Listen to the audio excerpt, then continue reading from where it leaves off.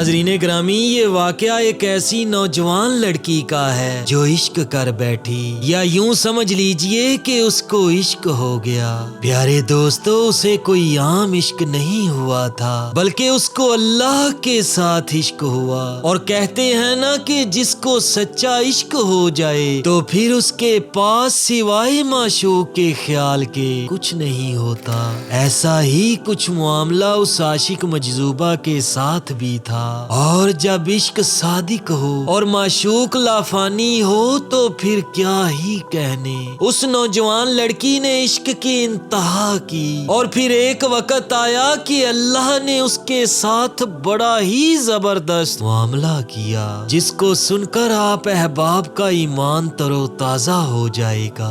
वाकया को मुकम्मल सुने और अल्लाह से दुआ भी करें कि अल्लाह हम सब को भी उस लड़की जैसा इश्क अता फरमाए, आमीन। वाकया का बकायदा आगाज करता हूँ। प्यारे दोस्तों, मोहम्मद बिन हुसैन बगदादी रहमतुल्लाह अलैह फरमाते हैं कि मैं एक साल हज को गया। मैं इत्तेफाक से मक्का के बाजार से गुजर रहा था कि एक बूढ़ा आदमी एक लड़की का हाथ पकड़े हुए था। लड़की का रंग मुतगय्यर हो रहा था, बदन बहुत लागर, लेकिन उसके चेहरे पर एक नूरानी चमक थी। वो बूढ़ा पुकार रहा था कि कोई इस लड़की का खरीदार है, कोई है जो इसको पसंद करे, कोई है जो 20 अशरफियों से इसकी कीमत ज्यादा दे, इस शर्त पर कि मैं इसके हर ऐब से बरी हूँ। बुजुर्ग फरमाते हैं कि मैंने उस शेख के करीब जाकर पूछा कि इस बांदी की कीमत का हाल तो मालूम हो गया, इसमें ऐब क्या है। वो कहने लगा कि ये लड़की पागल है, हर वक्त गमज़दा रहती है, रात भर नमाज पढ़ती है, दिन भर रोजा रखती है, ना खाती है ना पीती है, हर जगह बिल्कुल तन्हाई पसंद करती है। बुजुर्ग फरमाते हैं कि जब मैंने उसकी बात सुनी तो वो लड़की मुझे पसंद आ गई और मैंने उसको खरीद लिया और अपनी क़याम गाह पर गया। मैंने उसको देखा कि वो जमीन की तरफ सर झुकाए बैठी है। इसके बाद उसने सर ऊपर उठाया और कहने लगी कि मेरे छोटे आका, आपका वतन कहाँ है। बुजुर्ग फरमाते हैं कि मैंने कहा इराक है। कहने लगी कौन सा इराक, बसरा या कूफा।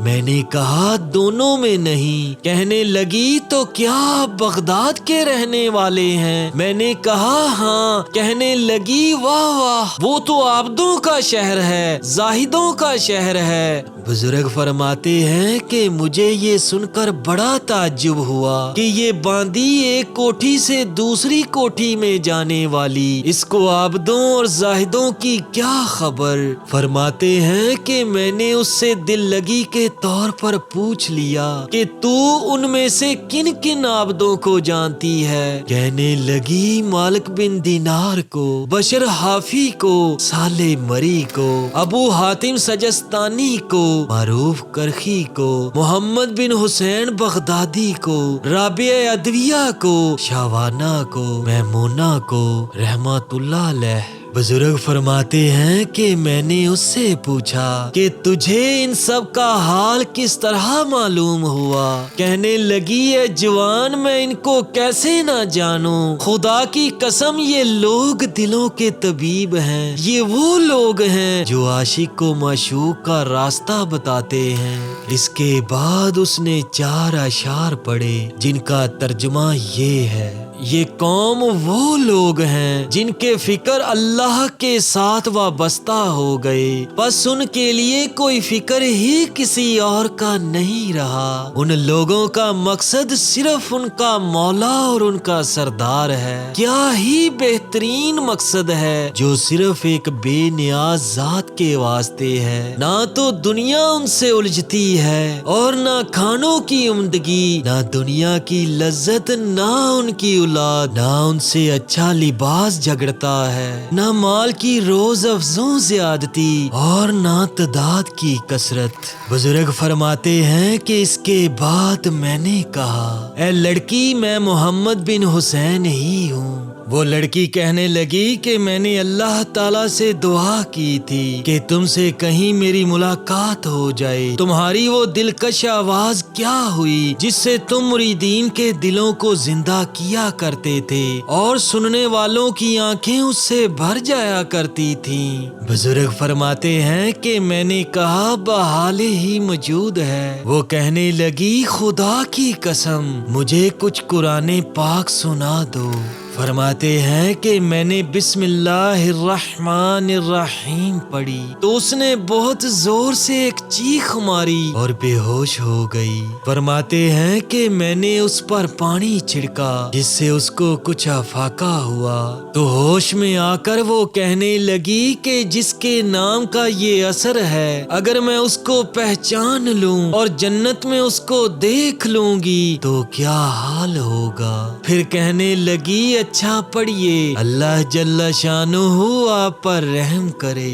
بزرگ فرماتے ہیں کہ میں نے قرآن کریم کی یہ آیت پڑھی. ترجمہ: جو لوگ برے کام کرتے ہیں کیا وہ یہ گمان کرتے ہیں کہ ہم ان کو ان لوگوں کے برابر کر دیں گے جو ایمان لائے اور اچھے عمل کیے کہ ان کا جینا مرنا ایک سا ہو جائے؟ جو ایسا گمان کرتے ہیں بہت بری تجویز کر رہے ہیں. یہ آیت مبارک سن کر وہ کہنے لگی کہ اللہ کا شکر ہے ہم نے نہ کبھی کسی کی پرستش کی اور نہ کسی صنم کو بوسہ دیا.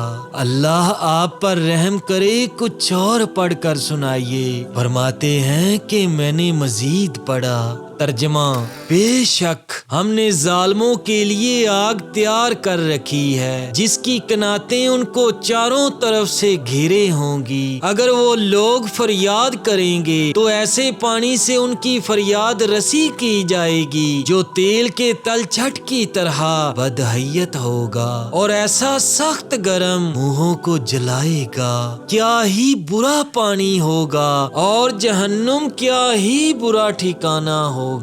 یہ سن کر وہ لڑکی کہنے لگی تم نے اپنے دل پر نا امیدی لازم کر دی ہے. اپنے دل کو امید اور خوف کے درمیان معطر کرو. کچھ اور پڑھو. اللہ جل شانہ آپ پر رحم کرے.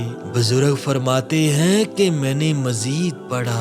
ترجمہ: بہت سے چہرے اس دن خندہ و شاداں ہوں گے اور بہت سے چہرے اس دن با رونق ہوں گے اور اپنے رب کی طرف دیکھتے ہوں گے.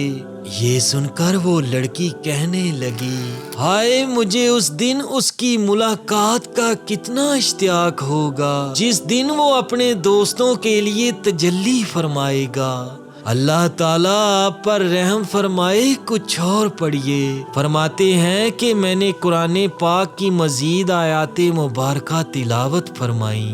ترجمہ: ان اعلیٰ درجہ والوں کے پاس ایسے لڑکے جو ہمیشہ لڑکے ہی رہیں گے یہ چیز لے کر ہمیشہ آتے جاتے رہیں گے. آب خوری اور آفتابے اور ایسے گلاس جو بہتی ہوئی شراب سے بھر گئے ہوں کہ نہ اس شراب سے ان کو سر کا درد ہوگا یعنی چکر آئے گا نہ عقل میں فطور آئے گا. اور ایسے میوے لے کر آئیں گے جن کو یہ لوگ پسند کریں گے اور پرندوں کا گوشت جو ان کو مرغوب ہو اور ان کے لیے خوبصورت بڑی بڑی آنکھوں والی حوریں ہوں گی جیسا کہ حفاظت سے پوشیدہ رکھا ہوا موتی. یہ سب کچھ بدلہ ہے ان اعمال کا جو وہ دنیا میں کیا کرتے تھے. یہ لوگ جنت میں نہ بک بک سنیں گے نہ کوئی اور بےہودہ بات, بس سلام ہی سلام کی آواز ہر طرف سے آئے گی. اور نمبر 2 کہ حضرات جو داہنے والے ہیں یعنی ان کے اعمال نامے داہنے ہاتھ میں ملے ہیں، وہ داہنے بھی کیسے اچھے آدمی ہیں۔ وہ ان باغوں میں رہیں گے جہاں بغیر کانٹوں کی بیریاں ہوں گی اور تہ بہ تہ کیلے لگے ہوں گے اور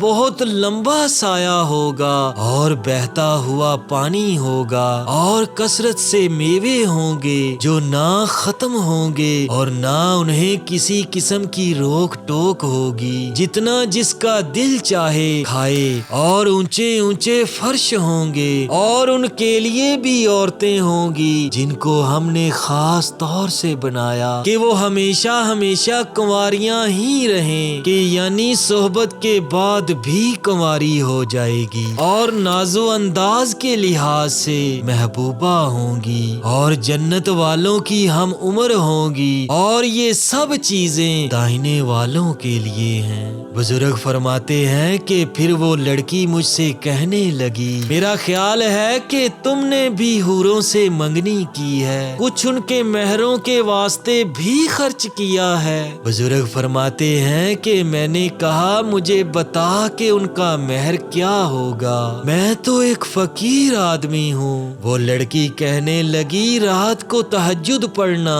اور دن کو روزہ رکھنا اور فقراء و مساکین سے محبت رکھنا۔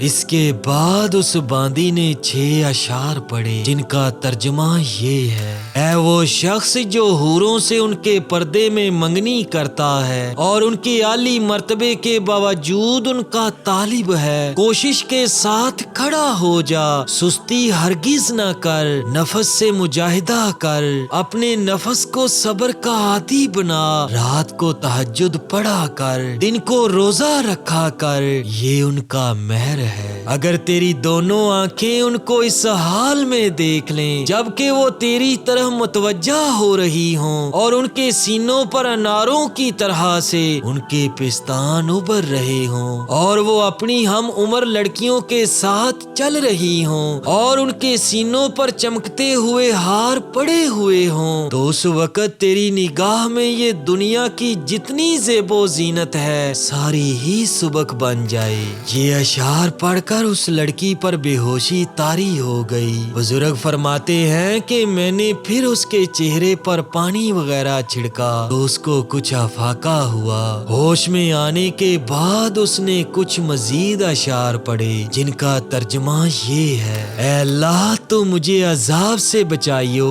میں اپنے گناہ کا جو مجھ سے صادر ہوئے اقرار کرنے والی ہوں، تو نے کتنی کثرت سے میری خطاؤں کی لغزش معاف فرمائی ہے، تو بڑا فضل والا ہے، بڑا احسان والا ہے۔ لوگ مجھے اچھا آدمی گمان کرتے ہیں، لیکن اگر تو میری خطائیں معاف نہ کر دے تو میں بدترین آدمی ہوں، میرے لیے کوئی تدبیر نہیں اس کے سوا کہ تیری بخشش کی امید ہے اور تیرے ساتھ مجھے حسن ظن ہے کہ تو ضرور کرم کرے گا۔ بزرگ فرماتے ہیں کہ یہ اشعار پڑھ کر اس باندی پر پھر غشی طاری ہو گئی۔ فرماتے ہیں کہ جب میں اس کے قریب ہوا کہ اس کو ہوش میں لاؤں تو میں نے دیکھا کہ وہ تو مر چکی تھی۔ فرماتے ہیں کہ مجھے اس کے انتقال کا بے حد صدمہ ہوا۔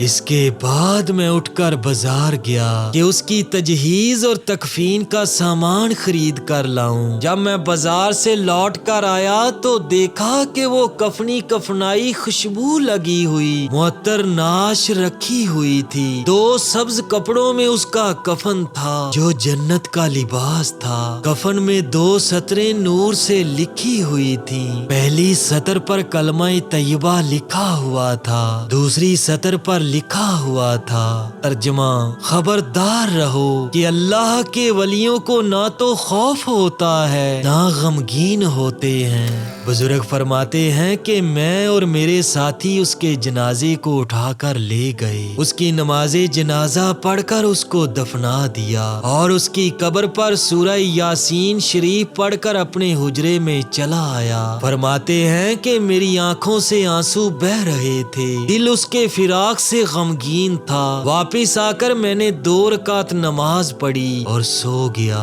خواب میں دیکھا کہ وہ لڑکی جنت میں پھر رہی ہے، نہایت नहायत महकते हुए जाफरान का बागीचा है, रेशम की और अस्तबर्क के जोड़े पहन रही है, उसके सर पर एक मोतियों से जुड़ा हुआ ताज है और पाँव में सुर्ख याकूत के जूते हैं। मुश्को अंबर की खुशबू उससे महक रही है, उसका चेहरा शमस और कमर से ज्यादा रोशन है। फरमाते हैं कि मैंने कहा, ए लड़की जरा ठहर तो और ये तो बता दे ये मर्तबा किस अमल की बदौलत तुझे मिला। वो कहने लगी, फुकरा और मसाकीन की मोहब्बत से और इस्तगफार की कसरत से और मुसलमानों के रास्ता में से तकलीफ देने वाली चीज को हटा देने से। इसके बाद उसने 3 अशार पढ़े जिनका तर्जमा ये है, मुबारक है वो शख्स जिसकी आंखें रात को जागती हों और अपने मालिक के इश्क की बेचैनी में रात गुजार दे और किसी दिन अपनी कोताहियों पर नोहा कर लिया करे और अपनी खताओं पर रो लिया करे और शब को अकेला खड़ा होकर अल्लाह के अजाब के खौफ से अख्तर शुमारी करता हो। उस हाल की हक ताला शानों की निगाह हिफाजत कर रही हो। जज़ाकल्लाहु खैरन कसीरा। मुअज़्ज़ज़ अहबाब गिरामी, बेशक ख़वातीन भी अगर चाहें तो अल्लाह की नज़र में एक ख़ास मुकाम हासिल कर सकती हैं। इस वाक़या से हमारी माओ बहनों को सबक हासिल करना चाहिए। अल्लाह ताला हम सब को दीन की समझ अता फरमाए। आमीन सुम्मा आमीन।